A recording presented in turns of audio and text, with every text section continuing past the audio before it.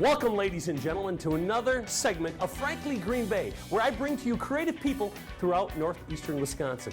Ladies and gentlemen, this young man wrote a song that is one of the rarest songs in the world, and you can get it on eBay for $2,000. Ladies and gentlemen, Gerry Cain.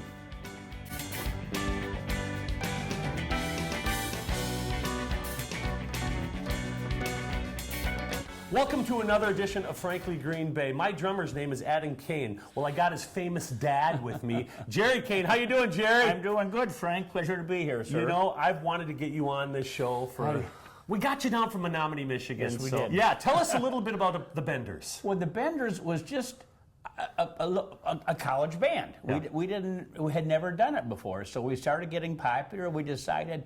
One of the guys, Gino, the bass player from Anago, they had a recording studio in Wausau, which was Duke Wright's, which I guess was a kind of a well-known place. Let's go make a record. Then I left after that, took off for doing some other stuff, and like that article said, the song becomes a hit like 47 years later. You wrote a song with Barry, right? Yes, Who was in Barry's Truckers for years, right. And the song is called Can't Tame Me, and you made only 400 copies, right? Yeah. And it made a compilation album in 1983. What does it feel to be the 87th most valuable record in the United States? I said it feels good because I peaked in 1966. Now let's talk about 1966. Okay. Gerry, you went to LA or California, right? Yes. Tell us about that experience and who you met. There's this Hollywood producer coming through town. He picked certain people he wants to go with him out to LA, and one of them was me. So we get out to the LA. By the time I got out there, I found out the whole thing was pretty much of a scam, like everything else was. Yeah. But I was already out there. I figured, come on, 1967. Wow. I mean, the summer of the love. heart. I know. Summer of love, right? It was.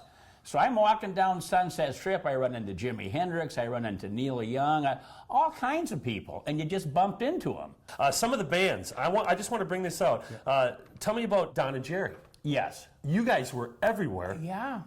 Donnie Klefsky, a great vocalist and a great wildlife artist. Yeah. And he was the early days. Jimmy Buffett, John Hyatt, all that stuff. So Donnie and I started playing, after a few bands of after the Y4 and went around. Then Donnie and I started playing, and we'd known Mark Maga for years. Mark still has Billy Shears going today. You played Billy Shears once in a while. Yeah, we do. We go in, and I was always an unofficial member of Billy Shears. That's how I put it. Don and I would play with him, then I would play with him, and you still play all the time. Tell me about your bands. Yeah.